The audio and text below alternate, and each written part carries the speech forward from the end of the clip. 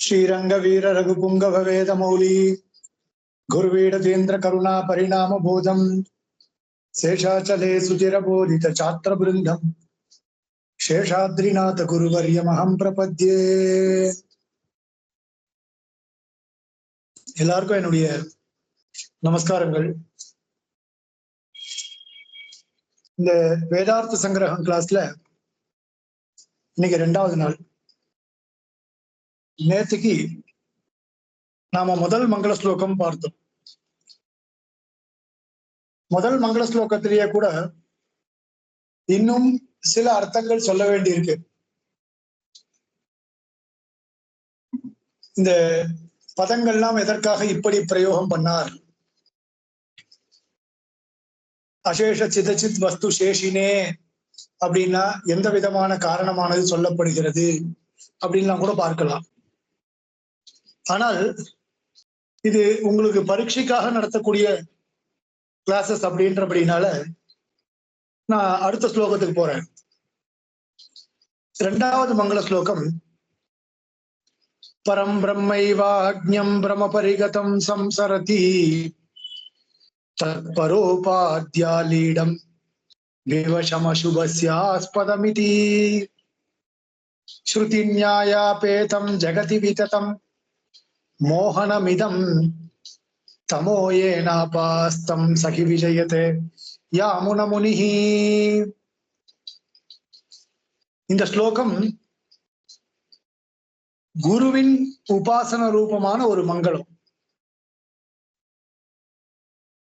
நேத்திக்கு சொல்லப்பட்டதான மங்களம் என்பது இஷ்ட தேவதா நமஸ்கார ரூபமான மங்களம். இன்னைக்கு சொல்லக்கூடியதான இந்த மங்களம் என்பது குருவந்தனபூர்வகமான மங்களம். இஷ்ட தேவதா நமஸ்கார ரூபமான மங்களம்.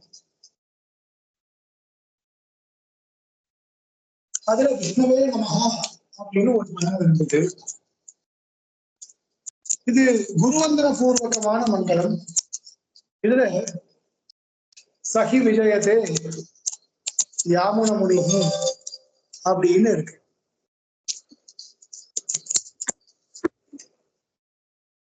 இதுல ஆளுவந்தார நமஸ்காரம் பண்றாரு. மற்ற மதங்கள் எல்லாத்தையும் கண்டித்திருக்கக்கூடியதான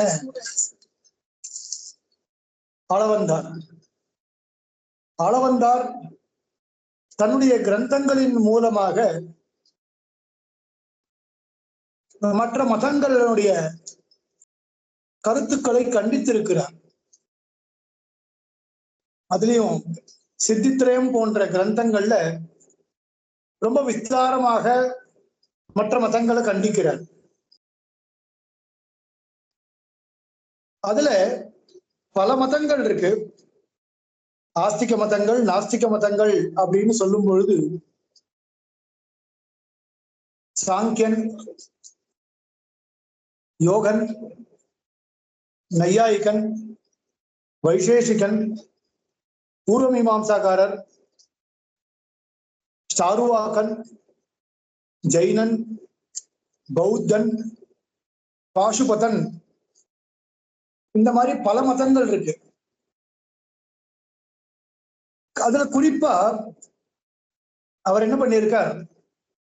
சங்கர மதம், பாஸ்கர மதம், யாதவ பிரகாஷ மத கோட்பாடுகளை கண்டித்திருக்கிறார். அவர் எந்த வழியை பின்பற்றி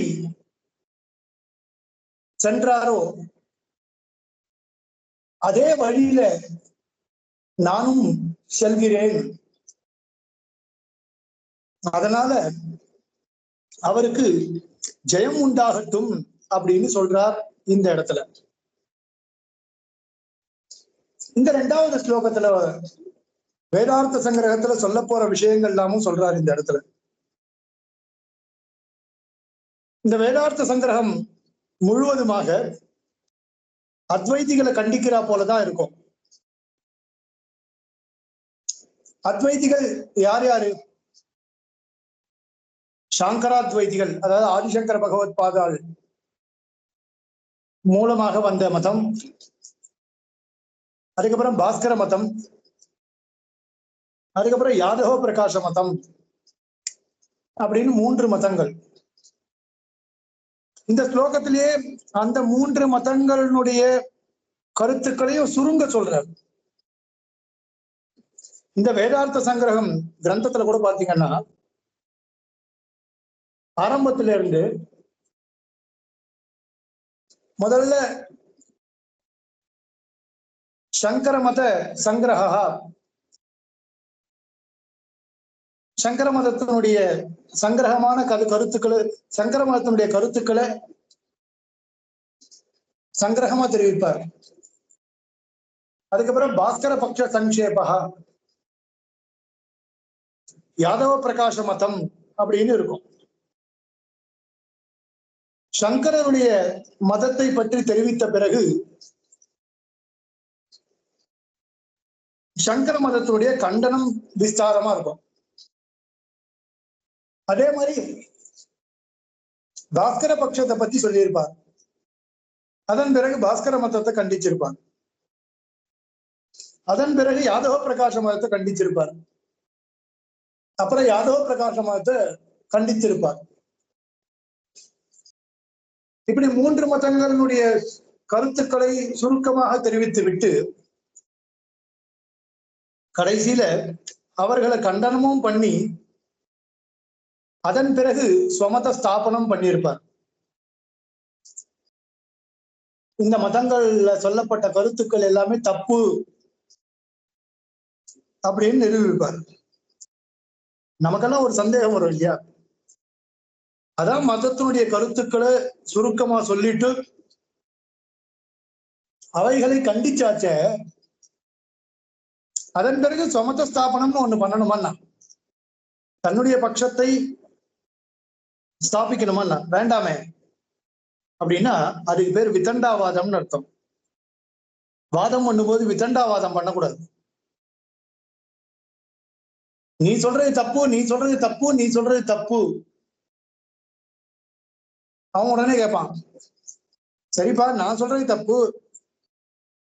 நீ ஏதாவது சொல்ல அப்படின்னா, எனக்கு ஒண்ணும் தெரியாது ஆனா நீ சொல்றது தப்பு அப்படின்னு சொன்னா அதுக்கு பேர் விதண்டாவாதம். பிற மத கருத்துக்களை கண்டித்தால் அது ஏன் கண்டிக்கப்படுகிறது அப்படின்னு தன்னுடைய மதத்தை ஸ்தாபனம் பண்ணணும். அதையும் இந்த வேதார்த்த சங்கிரக கிரந்தத்துல பாஷ்யக்காரர் ரொம்ப ஸ்பஷ்டமாக செய்கிறார். இப்ப எப்படி இருக்கு ஸ்லோகம் பாருங்க. பரம்பிரம்மைவாக்யம் பிரமபரிகதம் சம்சரதி. பரம்பிரம்மைவ அக்ஞம் பிரமபரிகதம் சம்சரதி. இது சாங்கர பட்சத்தினுடைய சங்கேபம். பரோபாத்யாலீடம் விவசம். இது பாஸ்கர மதத்துடைய சங்கேபம். அசுபஸ்ய ஆஸ்பதம் அப்படின்றது யாதவ பிரகாச மதத்துடைய சங்கேபம். அதாவது பரம்பிரம்மைவ அக்ஞம் சம்சரதி, இது சங்கர மதத்தினுடைய கருத்துக்களை தெரிவிக்கக்கூடியதான பதங்கள். தத் பரோபாத்யாலீடம் விவசம் அப்படின்றது பாஸ்கர பட்சத்தினுடைய கருத்துக்களை தெரிவிக்கக்கூடியதான பதங்கள். அசுபஸ்ய ஆஸ்பதம் அப்படின்னு சொல்லக்கூடியது யாதவ பிரகாச மதத்தினுடைய கருத்துக்களை தெரிவிக்கக்கூடியதான பதம். இப்போ இவர்கள் 3 பேரும் என்ன தெரிவிக்கிறார்கள் அதை பார்க்கணுமோ இல்லையா? முதல்ல சங்கரபக்ஷத்தினுடைய சங்கேபம். பரம்பிரம்மைவ அக்ஞம் பிரமபரிகதம் சம்சரதி. ஏற்கனவே சொன்னேன், இது சங்கர மதத்தினுடைய கருத்துக்களை தெரிவிக்கக்கூடியது. அத்வைத பட்சத்துல என்ன விஷயங்களை தெரிவிக்கிறார்கள்? அத்வைத பட்சத்துல சஜாத்திய விஜாத்திய ஸ்வகத பேத ரஹிதமான நிர்விசேஷமான சின்மாத்திரமான பிரம்மத்தை அவர்கள் ஏற்றுக்கொண்டிருக்கிறார்கள். ஏவிஆர்சியில உங்களுக்கு ஒரு புஸ்தகம் கொடுத்திருப்பாங்க. அதுல நீங்க ஸ்ரீபாஷ்யம் வாசிக்கும் பொழுது மகாபூர்வ பட்சத்துடைய கருத்துக்களை தெரிவிப்பதற்கு முன்பு ஸ்ரீதரன் சுவாமி அத்வைத மதத்துடைய முக்கிய கோட்பாடுகள் அப்படின்னு தெரிவித்திருப்பார். அது ரொம்ப நல்லா இருக்கும். அத்வைத பட்சத்தினுடைய சாரம் முழுக்க அங்க கொடுத்திருப்பார். அத்வைதிகள் பிரம்மத்தை ஏற்றுக்கொள்கிறார்கள். அந்த பிரம்மம் மட்டும்தான் சத்தியம், அதை தவிர மற்றதெல்லாம் மித்யா என்பதாக ஏற்றுக்கொள்கிறார்கள். இப்போ பிரம்மம் எப்படிப்பட்டது? சஜாத்திய விஜாத்திய ஸ்வகத பேத ரகிதமான நிர்விசேஷமான சின்மாத்திரமான பிரம்மம் அப்படின்னா என்ன? சஜாத்திய பேதம், விஜாத்திய பேதம், ஸ்வகத பேதம் அப்படின்னு 3 விதமான பேதங்களானது ஏற்றுக்கொள்ளப்படுகிறது. இந்த 3 விதமான பேதங்களும் பிரம்மத்திற்கு கிடையாது என்று தெரிவிக்கிறார்கள். சஜாத்திய பேதம்னா என்ன? பூனைக்கும் இருக்கக்கூடியதான பேதம், ஒரு பூனைக்கும் மற்றொரு பூனைக்கும் இருக்கக்கூடியதான பேதம் சஜாத்திய பேதம். விஜாத்திய பேதம் அப்படின்னால் பூனைக்கும் யானைக்கும் இருக்கக்கூடியதான பேதம்.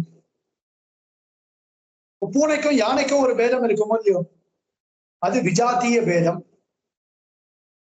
ஸ்வகத பேதம் அப்படின்னா ஒரு பூனைக்குள்ளேயே வர்ணங்கள்ல வேறுபாடு இருக்குமோ இல்லையோ, ஒரே பூனையில சாண்டில் கலர், வெள்ளை கலர், இப்படி பேதம் இருக்குமோ இல்லையோ. ஒரு சில பூனைக்கு வெள்ளை கலர் அதிகமா இருக்கும், சாண்டில் கலர் கம்மியா இருக்கும். ஒரு சில பூனைக்கு சாண்டில் கலர் அதிகமா இருக்கும், அதுல வெள்ளையில கோடு போட்டிருக்கும். இதுதான் ஸ்வகத பேதம்.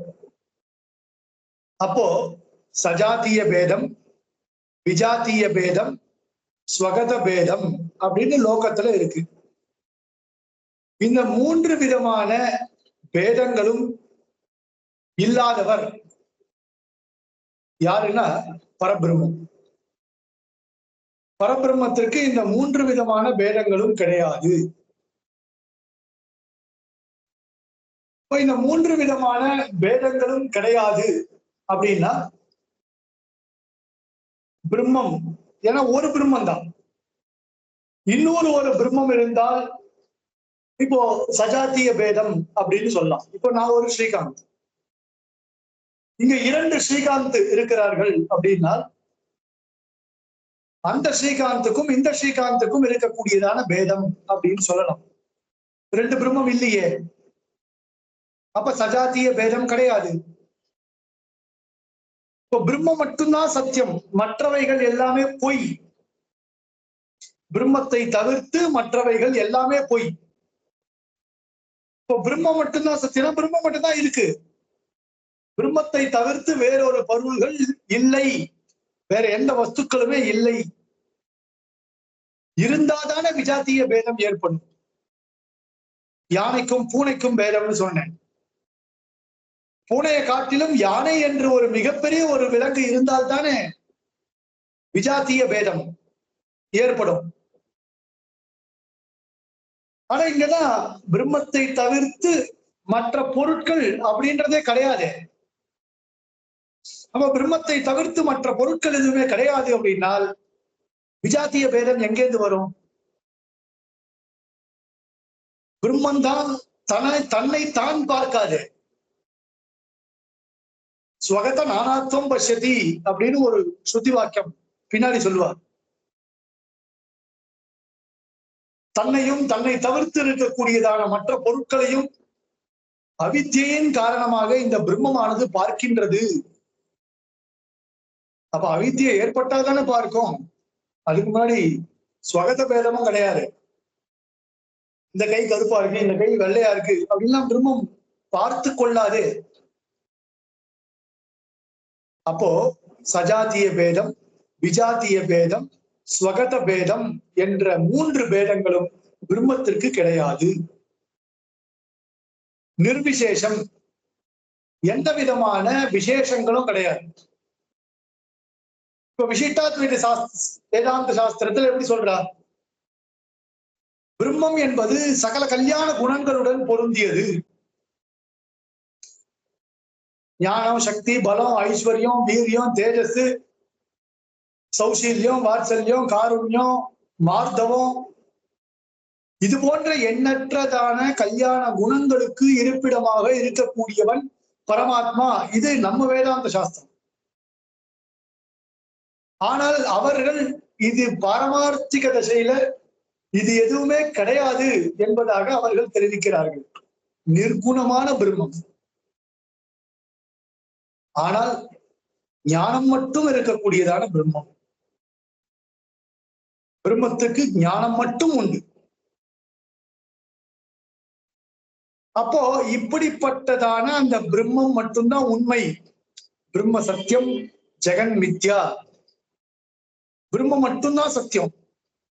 பிரம்மத்தை தவிர்த்து மற்ற பதார்த்தங்கள் எல்லாமே மித்யா. மித்யானா பொய் கிடையாது, மித்யானா சூன்யம் கிடையாது. இதெல்லாம் தெரிஞ்சுக்கணும். முதலில் ஒரு ஞானம் தோன்றி, பிறகு ஒரு ஞானம் தோன்றி, இரண்டாவதாக தோன்றிய ஞானத்தின் மூலமாக முதலில் தோன்றிய ஞானமானது தொலைந்தால் அந்த ஞானம் மித்யா ஞானம். நல்லா புரிஞ்சுக்கணும். மித்யானா இல்லாத பதார்த்தங்களை தெரிவிக்கக்கூடியதான பொய் கிடையாது. கயிற்றை பார்த்து பாம்பு அப்படின்னு நான் நினைக்கிறேன். ஒரு கயிறு இருக்கு, அந்த கயிறை பார்த்து அயம் சர்ப்பா, இது பாம்பு அப்படின்னு ஒரு எண்ணம் ஏற்படுகிறது. அயம் சர்ப்பா, இது பாம்பு என்கின்றதான ஒரு அறிவு. நான் பாம்பு பாம்புன்னு பயந்துட்டு உட்கார்ந்துட்டு இருக்கேன். ஒரு ஞானி வருகிறார், அந்த ஞானி இது பாம்பு அல்ல கயிறு அப்படின்னு சொல்றார். அவர் வாக்கியத்துல ஒரு விசுவாசம் ஏற்பட்டு நான் என்ன பண்றேன், அந்த கயித்தை பார்க்கிறேன். ஆமாண்டா இது பாம்பு தான், இது கயிறு தான், நான் தான் பாம்புன்னு நினைச்சிட்டு உட்கார்ந்து இருந்தேன், தப்பு பண்ணிட்டேன். அப்ப இரண்டாவதாக ஏற்பட்ட அறிவு இது கயிறு என்கின்றதான அறிவு. இரண்டாவது ஏற்பட்ட கயிறு என்கின்ற அறிவானது முதலில் ஏற்பட்ட இது பாம்பு என்கின்ற அறிவை போக்கடிக்கிறது. போக்கடிக்கப்பட்ட அறிவானது மித்யா என்று சொல்லப்படுகின்றது. நல்லா புரிஞ்சுக்கணும். அப்ப இந்த பிரம்மம் மட்டும்தான் சத்தியம், இந்த ஜெகதெல்லாம் மித்யா. இப்ப கயிறு பாம்பு இது அப்படியே மனசுல வச்சுட்டு நீங்க பாருங்க, என் கண் முன்னாடி எத்தனையோ பதார்த்தங்கள் இருக்கு. நான் ஒரு பெட்ரூம்ல உட்கார்ந்துட்டு பாடம் சொல்றேன் உங்களுக்கு. என் முன்னாடி கண்ணாடி இருக்கு, பசங்க படிக்கிற டேபிள் தான் இருக்கு, நான் ஒரு டேபிள்ல உட்கார்ந்து பாடம் சொல்லிட்டு இருக்கேன். என் முன்னாடி டேப்லெட் இருக்கு, செல்போனை பார்த்து நான் பாடம் சொல்றேன், டேப்லெட்ல புஸ்தகம் தெரிகிறது. இவ்வளவு வஸ்துக்கள் என் கண் முன்னாடி இருக்கு. இதெல்லாம் எதனால தெரிகிறது? இதெல்லாம் பொய், மித்யா. அவித்யின் காரணமாக இந்த எல்லா பதார்த்தங்களும் எனக்கு இருக்கா போல தெரிகிறது. ஒரு குரு வருகிறார், தத்துவமசி, நீ அந்த பிரம்மமாக ஆக கடவாய் அப்படின்னு சொல்றார். உடனே அதை கேட்ட உடனே பார்க்கின்ற பொருட்கள் எல்லாமே மாயை, அனைத்தும் கலைந்து போகும், இது எதுவுமே உண்மை கிடையாது, பரபிரம்மம் மட்டும்தான் உண்மை அப்படின்னு ஒரு ஞானம் ஏற்படுது. அப்போ பிரம்ம சத்தியம், ஜெகன் மித்யா, இதெல்லாம் மித்யா, எல்லாம் மாயை. எல்லாரும் சொல்லுவாளோ இல்லையோ, நீங்க கூட பார்த்துருக்கலாம். எல்லாம் மாயை, எல்லாம் மாயைன்னுவா. இது அத்வைதிகளோட கருத்து. எல்லாம் போய்ப்பா, அகம் பிரம்மாஸ்மி, நான் தான் பிரம்மம். நான் தான் பிரம்மம், மற்றெல்லாம் போய். அந்த கடவுள் எங்க இருக்கிறார்? எனக்குள்ளே குடிகொண்டு இருக்கிறார். நான் தான் கடவுள், நான் கடவுள். படம் அப்படித்தானே எடுக்கிறார். அகம் பிரம்மாஸ்மி எல்லாம் அத்வைதிகளோட கருத்துக்கள். அப்போ பிரம்மம் ஞான வடிவானது, தனக்குத்தானே தோன்றக்கூடியதான சுயம் பிரகாசமானது. மற்ற விசேஷங்கள், விசேஷமான குணங்கள் என்பது எதுவுமே அவற்றிற்கு கிடையாது. அப்படிப்பட்ட பிரம்மத்துக்கு அஜ்ஞானம், அவித்யை என்கின்ற ஒரு தோஷமானது ஏற்படுகிறது. இதை பத்தி விஸ்தாரமா பின்னாடி சொல்றேன், அடுத்தடுத்த பாகங்களை படிக்கும் போது நான் சொல்றேன். அவித்யினோட ஒரு சம்பந்தத்தினால பிரம்மத்துக்கு இப்படிப்பட்டதான ஒரு தன்மை, ஒரு தோஷமானது ஏற்படுறது. அந்த தோஷத்தின் காரணமாக தானே சம்சரதி, தானே சம்சார சாகரத்துல வந்து விழருது. எது? பிரம்மமே. ஜென்மம், ஜரா, மரணம். ஜென்மம்னா பிறக்கிறது, ஜரானா கிழட்டுத்தனம், மரணம்னா மரணிக்கிறது. இந்த மாதிரியான ஒரு அவஸ்தைகளை தானே ஏறிட்டுக் கொள்கிறது அப்படின்னு யார் சொல்றா? சாங்கராத்வைதிகள் சொல்றாங்க. அப்போ பரம்பிரம்மை வாக்கியம் பிரம்மபரிகதம் சம்சரதி. அதுக்கு அடுத்தது தத் பரோபாத்தியாலீடம் விவசம். இது பாஸ்கராச்சாரியால் சொல்றது. அவ எங்க சாங்கராத்வைதிகள் எந்த இடத்தில் அவித்யை என்று தெரிவிக்கிறார்களோ அந்த இடத்துல இவ உபாதின்னு சொல்லிட்டான். உபாதியினால பிரம்மம் தன்னுடைய குணங்களை மறைத்து கொண்டு தன் நிலையிலிருந்து கீழே இறங்கி வருது. பிரம்மத்துக்கு கல்யாண குணங்கள்லாம் உண்டு, அவளை போல இவ இல்லை. ஜெகத் சத்தியம் தான், அவளாவது ஜெகன் மித்யான்னு சொன்னான். இவர்கள் ஜெகத் சத்தியம் தான் சொல்றான். பிரம்மத்தை இவா நிர்விசேஷமா சொல்லல, கல்யாண குணங்கள் உண்டுன்னு தான் சொல்றா இவன். இப்போ பிரம்மத்துக்கே ஒரு உபாதி ஏற்படுது. உபாதினா சம் ரீசன், ஏதோ ஒரு காரணத்தின் பொருட்டு அவர் இப்படி ஆயிட்டார். சொல்றாரோ இல்லையோ லோகத்துல, பா அவன் ரொம்ப நல்லவன்பா, ஆனா ஏதோ ஒரு காரணம் அவன் இப்படி மாறி போயிட்டான், சொல்றமோ இல்லையோ. அதே மாதிரி உபாதியின் காரணமாக பிரம்மம் தன் நிலையிலிருந்து இறங்கி சம்சார சாகரத்திலே அகப்பட்டுக் கொள்கிறது. இது பாஸ்கராச்சாரியாருடைய ஒரு அபிப்பிராயம்.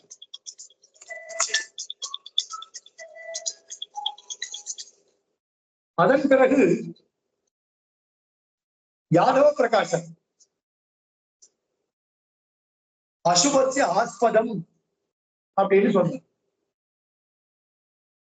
அதாவது பிரம்மமே சித்து, அச்சித்து, ஈஸ்வரன் அப்படின்னு மூன்றாக பரிணமிக்கிறது.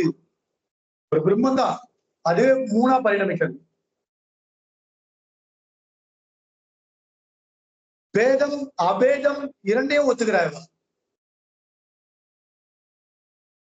அதாவது தன்னை காட்டிலும் வேறுபடாததாக இருக்கக்கூடியதான வஸ்துக்களை, அபேதமான வஸ்துக்கள் இடத்துல பேத புத்தியானது ஏற்படுறது. அதனால கர்ம பரவசன் ஆகி, நாமெல்லாம் கர்ம பரவசம், நம்ம போலயே கர்ம பரவசனா ராமகிருஷ்ணாதி அவதாரங்களை எடுத்து அவரும் கஷ்டப்படுறாரு. சித்தாவும் அச்சித்தாவும் பிறந்து அவரும் சித்துக்கு ஏற்படக்கூடியதான கிருஷ்ணன் இருக்கார். கிருஷ்ணன் வசுதேவனுக்கு மகனாக பிறந்தார். அவர்களுடைய அபிப்பிராயம். ஸ்ரீகாந்த் இருக்கேன், ஸ்ரீகாந்த் ஸ்ரீனிவாசனுக்கு மகனாக பிறந்திருக்கிறேன், கிருஷ்ணன் வசுதேவனுக்கு மகனாக பிறந்திருக்கிறான். எனக்கு இருக்க கஷ்டம்னா அவனுக்கு தான் இருக்கும், அவனுக்கு மட்டும் இருக்காதுன்னு. அப்ப அவனும் கர்ம பரவசம் தான். என்ன அவன் புண்ணியம் பண்ணி பிறந்திருக்கான், நான் பாபம் பண்ணி பிறந்திருக்கேன் அப்படின்னு அபிப்பிராயப்படக்கூடியவர்கள் யாதவ பிரகாசர்கள். சித்துக்கு இருக்கக்கூடிய அபுருஷார்த்தங்கள் எல்லாமே பிரம்மத்துக்கு சம்பவிக்கும். அப்ப அசுபஸ்ய ஆஸ்பதம், அசுபம் தவறான விஷயங்கள் எல்லாமே பிரம்மத்திற்கும் ஏறிடும். இது யாதவ பிரகாச மதம். இப்ப இந்த 3 மதங்களையும் கண்டிக்கிறார். ஸ்ருதி நியாயா பேதம் ஜெகதி விததம் மோகனமிடம். ஸ்ருதி வேதத்திற்கு புறம்பான விஷயங்கள், நமக்கு பிரமத்தை ஏற்படுத்தக்கூடியதான மோகனத்தை, மோகனம்னா பிரமம், அதுதான் உண்மையோ அப்படின்னு தோணும். அத்வைத கருத்துக்களை நீங்க வாசிச்சீங்கன்னு வச்சுக்கோங்க, அவர்கள் சொல்றதுதான் உண்மை, எல்லாம் மாயை அப்படின்னு. அப்படிப்பட்டதான பிரமத்தை ஏற்படுத்தக்கூடியதான மதங்கள் லோகத்துல முழுக்க பரவி இருக்கக்கூடியது. ஜெகதி விததம், முழுமையாக பரவி இருக்கக்கூடியதான மதம். அப்போ ஸ்ருதிக்கும் நியாயத்திற்கும், நியாயம்னா தர்க்கம்னு அர்த்தம், லோகத்துல பல இடங்கள்ல பரவி இருக்கக்கூடியது. எது உண்மை இல்லையோ அவைகளை உண்மை என்று தெரிந்து கொள்ளக்கூடியதாகவும், எது உண்மையோ அங்க உண்மை இல்லை அப்படின்னு ஏற்படக்கூடிய புத்தியும் இருக்கிறதா போல நமக்கு தோன்றது. இதெல்லாம் யாரால் நிரசிக்கப்படுகிறது அப்படின்னா யாமுன முனியால் நிரசிக்கப்பட்டது. அப்போ அப்படிப்பட்ட யாமுன முனிக்கு ஜெயம் உண்டாகட்டும் அப்படின்னு சொல்றது. இப்போ இந்த 2வது ஸ்லோகத்துடைய அர்த்தத்தை நம்ம பார்த்தோம். அடுத்த வாரம் நம்ம என்ன பண்ணலாம், சாஸ்திரத்துக்குள்ள பிரவேசிக்கலாம். மற்ற மதங்களுடைய அபிப்பிராயங்கள் என்னென்ன, இதெல்லாம் எவ்வளவு வேகமா போக முடியுமோ அவ்வளவு வேகமா நம்ம பார்க்கலாம். கூடுமான வரைக்கும் அடுத்த வாரத்துல இருந்து கிளாஸ் 45 நிமிஷம் இருக்கும். 2 நாள் கொஞ்சம் பர்சனல் ஒர்க் இருக்கிறதுனால ஆரம்பிச்சுட்டு அரை மணி நேரம் ஆகுது. அடுத்த வாட்டியில இருந்து 45 மினிட்ஸ் 50 மினிட்ஸ்க்கு அது மாதிரி போகும். அடுத்த வாரத்துல இருந்து கிளாஸ் கொஞ்சம் வேகமாகவும் பார்க்கலாம். இதோட இந்த கிளாஸை பூர்த்தி பண்ணுகிறேன். நமஸ்காரம்.